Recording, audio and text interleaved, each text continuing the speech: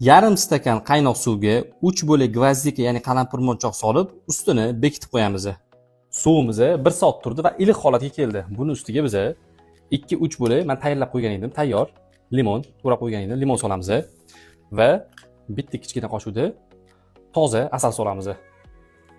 Va buni yaxshilab aralashtiramiz. Endi men sizga buni nimaga ichish kerakligini hozir aytib beraman.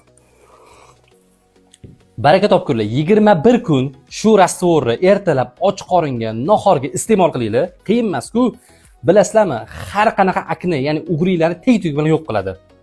U xoh yedingli ugri bo'lsin, xoh virusli ugri bo'lsin, xoh dermatitli ugri bo'lsin, yuzingizdagi ugri bo'lsin, orqaga toshgan ugri bo'lsin, har qanaqa ugrini teg-tugi bilan yo'q qilib tashlaydi. Har xil mazza ham kerak bo'lmaydi sizlarga. Oddiy shu rastvor bilan 21 kun iste'mol qilasizlar. Ta'sirichi уже 2-3 kunda bilinishni boshlaydi. Bu oddiygina rastvor tayyorlashni eng yaqin og'ayningizga yoki tanishingizga tashab qo'ying, o'rtog'ingizga tashab qo'ying. Mazzaga foydalansin, har xil mazza qidirib yurmasin.